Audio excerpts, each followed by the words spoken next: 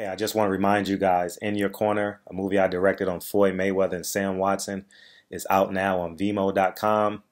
In Your Corner, click the link in the description box. And I would genuinely love and appreciate you guys' support. And don't hesitate to leave a comment and let me know what you thought of the film.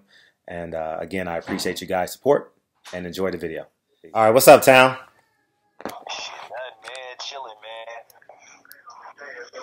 Just laying low for a minute, man. I'm gonna hit the club later on, man. You about to cut the rug? You about to show them the Town Business, aka Bay Area two-step? You know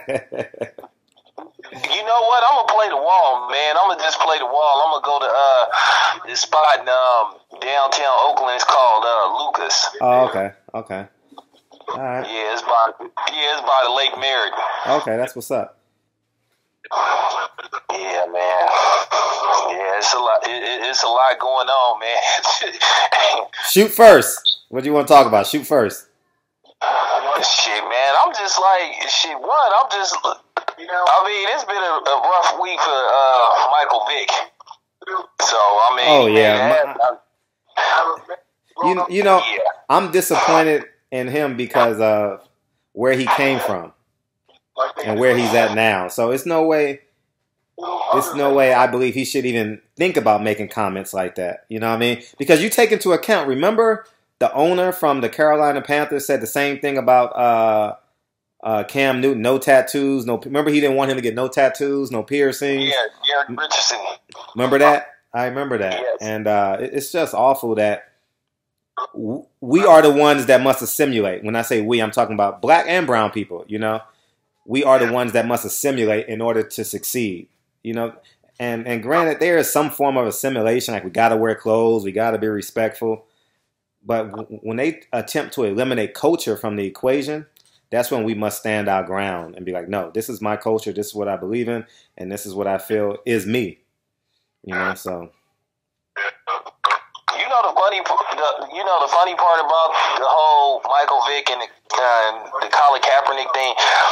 Michael Vick, to me, I feel like he got set up by Roger Goodell in the NFL. Obviously, somebody told him to go on there and say that shit, but obviously they forgot about Michael Vick when he was drafted. I think in 2000. He had cornrows, right? Yeah, he wore cornrows. He wore cornrows, braids.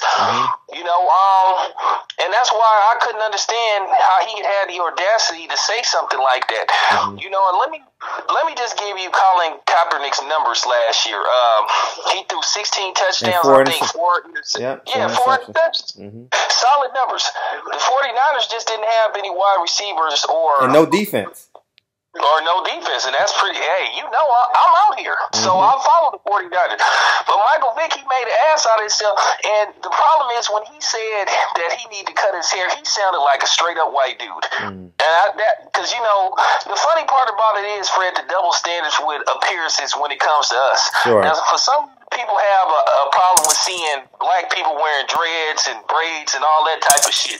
But at the same time, the white dudes in the NFL got the scraggly, grizzly Adam beards. And what about, you know, Clay Matthews? Why didn't he tell him to cut his hair? What about Chris Long, who had a mohawk? And then if you go into your local Starbucks, you will see people in there, you know, and particularly white girls with red hair, green hair. And then, you know, they got laws passed in some states where you can't even wear dreads. But, yeah, like in the South, you cannot have dreads. They will not hire you if you have dreads. And that's the thing that's mind-boggling. So for Michael Vick to sit up there and say something like that, it was just horrible. And I would expect better of him. And the same thing with Warren Moon. You know, it's just been this thing where I missed Warren Moon's comments. Tell me. Well, this is what Warren Moon said. Warren Moon was quoted as saying that Michael Vick, the reason why he isn't getting a job is because his style of play. Well, I'm trying to figure out how the fuck do Blaine Gabbert and, you know, Fitzpatrick keep getting jobs, but Colin Kaepernick can't get another job. Yeah, what has Blaine Gabbert ever did? If I'm not mistaken, Blaine Gabbert played so bad to where Colin Kaepernick had to step in for him. Yep. So how is it that these dudes are getting jobs and Kaepernick isn't? Well, all you got to do is say one name, Tim Tebow. And that shuts down every argument you can have against Colin Kaepernick. No, keep in mind, Colin Kaepernick took a team to the Super Bowl, and he was like one running play away from winning the whole damn thing. Mm-hmm. So, in a pass interference, that should have got called. Colin Kaepernick, yeah, he didn't win, but Jim Harbaugh, he makes a couple of key calls. Who knows what happens? So Colin Kaepernick almost won a Super Bowl, and he can play in this league. And what kills me, all he did is took a silent protest against, police brutality and racism in America. And the funny part about it is, all these brown people that's sitting up here talking shit about Colin Kaepernick, when he said people of color, he was talking about y'all too. Mm-hmm. But as usual, they ain't nowhere to be found. Mm-hmm. They too busy sitting up here, some of them collaborating with white people to shit on Colin Kaepernick.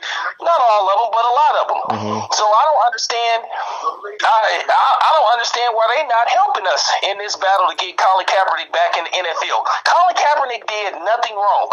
He didn't break any laws, Fred. And to me, this is why a lot of us are pushing for Colin Kaepernick to file a lawsuit against the NFL, because I think it's open and shut. It's collusion, mental stress, lost wages. It's pretty slander. This man is being like he broke the law, and I think he should sue the NFL. I think he should file a $500 million lawsuit against Roger Goodell, the NFL owners, and the media. I agree. Fox News. Yeah. That's the only way you gonna put these motherfuckers on notice. Mm-hmm. I agree. So you gotta fight fire with fire, and I think and that's why we're pushing. We're going to his Twitter accounts. We're going to his Facebook. We are encouraging Colin Kaepernick to sue the NFL, and now a lot of people are starting to also jump on board and saying that Colin Kaepernick should seek legal action. You've heard a lot. Even celebrities are starting to speak upon it, and that's what we need. We need the guys like Marlon Wayans and D.L. Hughley. Yeah, and you're right. The guy. You're absolutely right. And guys like Ice Cube. Because we gotta get this dude back in the NFL. You got you got dudes that kill people that went on to have a lengthy NFL career. You got dudes that beat the shit out of their wives, white and black, and they get to play. But let me get this straight: a dude that take a protest against racism, he can't play. And then racism is a crucial part of America. It is a problem in America. So let me get this straight. You want us to stand up against domestic violence, breast cancer, what else? Whatever. Same gender, same gender marriage, but racism isn't on your radar. So racism is a big problem where we've seen constant incidents of blatant racism. You're right. So go figure, and not to mention that the league is 70% black. Both those leagues, basketball and football. That's why I mentioned that they should form a black players union.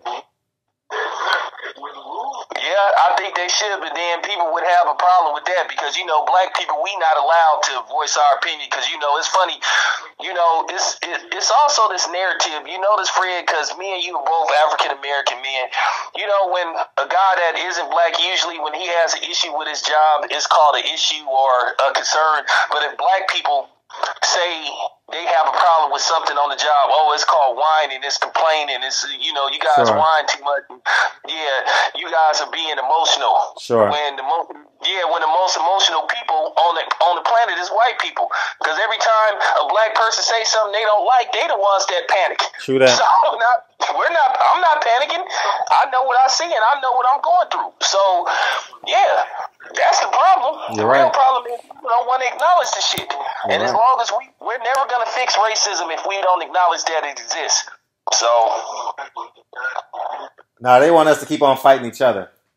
Oh yeah. Well, you see what happens on this particular thing with YouTube. As long as these black channels are going at it. Hold on. Let me change the topic. Hold that thought. I'm gonna start.